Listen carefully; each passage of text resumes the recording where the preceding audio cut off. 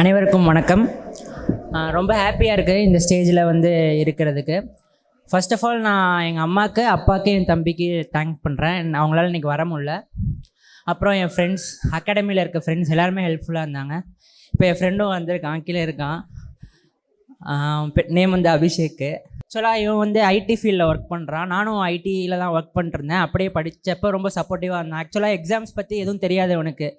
But நான் கேட்குறப்ப என்ன சொல்லுவான்னா, அதெல்லாம் கிளியர் பண்ணிடலாம்டா, நீ கிளியர் பண்ணிடு, அந்த மாதிரி ரொம்ப ஹெல்ப்ஃபுல்லாக இருப்பான். இன்னும் நிறைய ஃப்ரெண்ட்ஸ் எல்லாமே அவங்களால வர முடியல.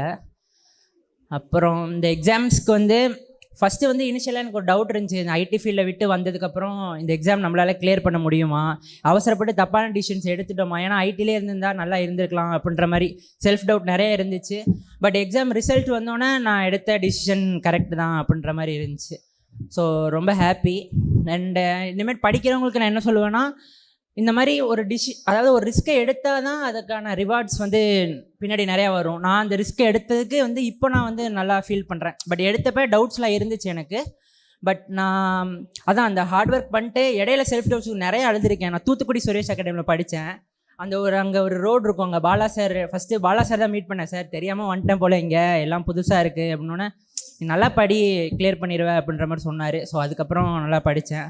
அப்புறம் Kanimurugan sir, RK sir, Sukesh sir எல்லாருமே ரொம்ப ஹெல்ப்ஃபுல்லாக இருந்தாங்க. நான் ஃபஸ்ட்டு கனிமுருகன் சார் வந்து பார்க்கிங்லேருந்து வண்டி எடுக்கிறப்போ நான் வேகமாக ஓடி போய் கேட்டேன், சார் பயமாக இருக்குது சார் எனக்கு, நான் இந்த மாதிரி ஐடியில் ஒர்க் பண்ணேன், தெரியாமல் வந்துட்டேன் போல் இருக்குன்னொன்னே அவர் என்ன நினச்சாருன்னு தெரில, தம்பி அதெல்லாம் நீ கண்டிப்பாக பாஸ் பண்ணிடுவாப்பா அப்படின்ற மாதிரி சொன்னார். அவருக்கு ஞாபகம் இருக்குமான்னு தெரில. பட் அவர் சொன்னப்போ சரி ஓகே நம்மளும் பாஸ் பண்ணிடலாம், நம்ம சார் சொல்கிறாரு அப்படின்ற மாதிரி பாஸ் பண்ணிட்டேன்.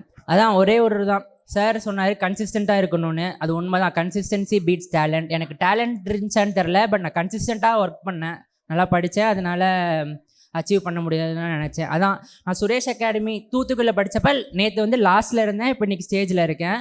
அதே மாதிரி இன்றைக்கி லாஸ்ட்டில் இருக்கவங்க நாளைக்கு கண்டிப்பாக இந்த ஸ்டேஜில் இருப்பீங்க. Thank you so much. Suresh IAS academy, வெற்றியின் முகவரி.